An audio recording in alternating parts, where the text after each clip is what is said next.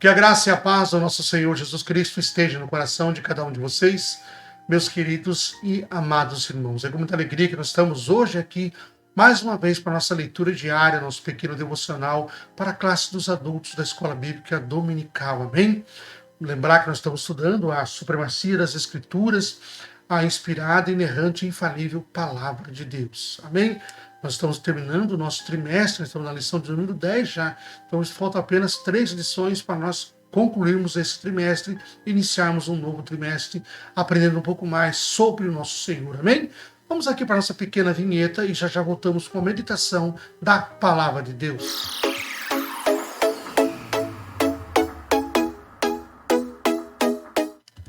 Glórias a Deus, meus amados irmãos. Lembrar que essa imagem maravilhosa deste sol poente nos foi cedida gratuitamente, né, e gentilmente pelo canal Textual do nosso querido evangelista Alan Lima, um canal voltado à Escola Bíblica Dominical que produz para nós subsídio para nossas aulas e nos ajuda muito quando nos mostra, nos ensina as dinâmicas para que nós possamos passar para nossos alunos. Nesse final de semana, foram feitas 2 dinâmicas, né? Uma dinâmica nós fizemos junto, em conjunto, a classe dos obreiros com a classe das senhoras. E foi maravilhoso para nós mostrar esse aprendizado através também de dinâmica, porque tem pessoas que aprendem, né, no visual, aprendem no ouvir e aprendem na prática, ou seja, são as pessoas que são sinestésicas, amém? Então, meus amados irmãos, o tema da nossa leitura hoje é Deus prometeu a restauração do remanescente da nação eleita. Quem é a nação eleita? Quem foi a nação eleita por Deus, né? Foi a nação de Israel. Amém? Então vamos lá para a nossa leitura que se encontra no livro do profeta Jeremias, no capítulo 19, no capítulo 50, nos versículos 19 e 20, que diz bem assim para nós. Acompanhe na tela, por favor, Farei tornar Israel para a sua morada e pastará no Carmelo e em Bazã, fartar-se-á na região montanhosa de Efraim e em Gileade. Naqueles dias e naquele tempo, diz o Senhor, buscar-se-á a iniquidade de Israel e já não haverá os pecados de Judá, mas não se acharão, porque eu perdoarei os remanescentes que eu deixei. Glórias ao nosso Deus. Amém? Então, meus amados irmãos, Deus constituiu profetas. O nosso primeiro profeta assim da Bíblia, propriamente dito, foi o último juiz, que foi Samuel, que através dele ele conseguiu ungir 2 reis, o rei Saul, que reinou por 40 anos e fez o que é mal aos olhos de Deus, e o rei Davi, que era um rei segundo o coração de Deus, amém? Mas dentre esses profetas existem vários outros. Temos a divisão entre profetas maiores e profetas menores, mas não é a designação serve para diferenciar o tamanho do livro, né, que escreveram. Bom, na nossa Bíblia, os profetas menores estão separados em vários livros. Na Bíblia hebraica, os profetas menores já estão num livro só para a gente entender que tem um pouco de diferença, bem? Então, quando a gente fala de profetas maiores, são aqueles profetas que escreveram os livros maiores, tiveram um pouco mais de destaque com relação ao tempo de caminhada. Muitos deles passaram por alguns reis, né? Então, vamos entender também que falar agora também um pouco a respeito do profeta Isaías e Jeremias. Jeremias é aquele profeta, né, que escreveu, né, o seu livro com lágrimas, porque Jeremias era um profeta de contemplação, um profeta que contemplava Deus em todas as coisas, amém? Então vamos entender também a respeito do profeta Isaías e Jeremias, do segundo subtópico da nossa lição. Mas hoje vamos meditar a respeito desta palavra em que nós estamos vendo. Durante o tempo que Deus manteve os profetas do Antigo Testamento, eles falavam de várias formas com o povo. Eles eram o caminho entre, assim, o interlocutor entre Deus e os homens. Na época, Samuel ainda não havia o reis, Samuel o juiz e também era profeta. Ele tinha essa comunhão com Deus e revelava para Deus as coisas que eram necessárias, para Deus, perdão, para o povo, as coisas que eram necessárias para que o povo caminhasse bem. Nessa época, o povo vivia naquele ciclo do pecado, que nós falamos na lição passada.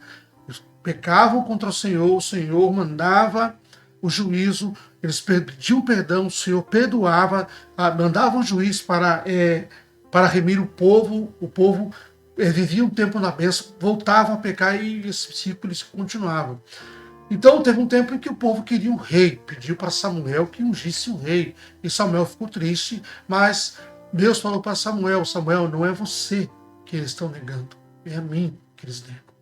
Então vemos toda aquela história que Samuel ungiu Saul fez o que era mau aos olhos de Deus, então veio Davi, um rei segundo o coração de Deus, que também no meio do caminho fez o que era mau aos olhos do Senhor, porém se arrependeu, né? Então toda aquela história que nós vimos na lição passada. Essa leitura, de modo geral, ela fala conosco a respeito da redenção do povo que estava no cativeiro babilônico. Então Jeremias ele profetizou que Israel seria restaurado. Os remanescentes de Israel voltariam para Judá, porque é dali que nasceria o Salvador. Então nós temos que entender que os profetas eles falavam, né, aquilo que Deus mandava para o povo e também eram interlocutores entre o rei, né, e Deus.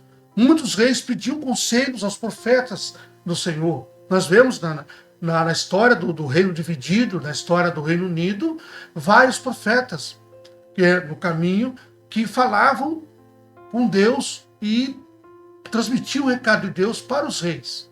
Amém? Então, nesse caso, o povo estava em cativeiro babilônico. Então, depois de 70 anos, o povo seria libertado. O povo seria liberto. Então, por isso que Deus fala que os pecados de Judá já não existiriam mais, porque ele perdoaria os pecados. Porque das pessoas que estavam lá, dos remanescentes que vieram, que voltaram do exílio. Amém? Ainda hoje, existem alguns profetas, alguns irmãos que têm o dom da profecia, a profecia que vem para a edificação da igreja. Na Epístola aos Efésios, no capítulo 4, no versículo 11, diz que a uns ele deu por apóstolos, a outros por profetas, a outros por evangelistas, a outros por pastores e a outros por doutores. Quando se diz doutores, são aqueles que ensinam a palavra de Deus.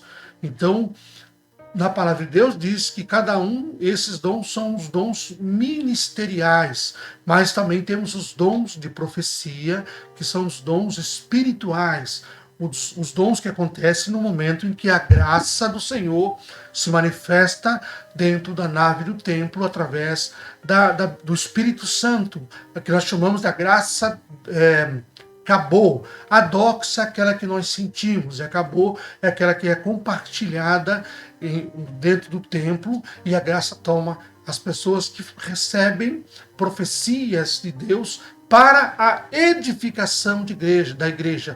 Por isso que toda profecia deve ser apresentada à igreja para o julgamento da profecia. Amém? Então nós temos que entender dessa forma, que ainda hoje existe o dom de profecias, pessoas que têm o dom, que podem receber a revelação de Deus para alguma coisa que poderá vir a acontecer com um irmão, uma coisa que poderá vir a acontecer com a igreja, para a edificação da igreja, pode vir também com exortação, pode vir com admoestação.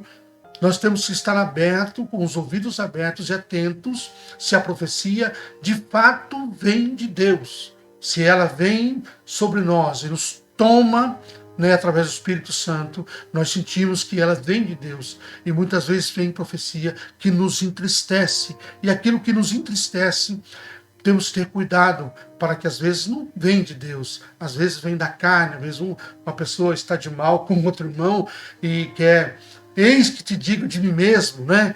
e falar alguma coisa para o irmão, e não é bem assim. Então nós temos que estar atento a isso. Os dons na igreja, eles têm que estar afinados com Deus, andando certinho dentro da palavra de Deus, amém? Então nós falamos a respeito hoje do início, né, da nossa lição, que fala sobre os profetas maiores, e os profetas e as profecias, e o profeta Isaías e Jeremias, uma pincelada rápida, porque a lição é que na lição nós vamos aprofundar um pouco mais no domingo, amém? Então fique com Deus, que Deus abençoe você, que Deus abençoe a sua casa, a sua vida, e que essa semana seja repleta de bênção na sua vida, em nome de Jesus.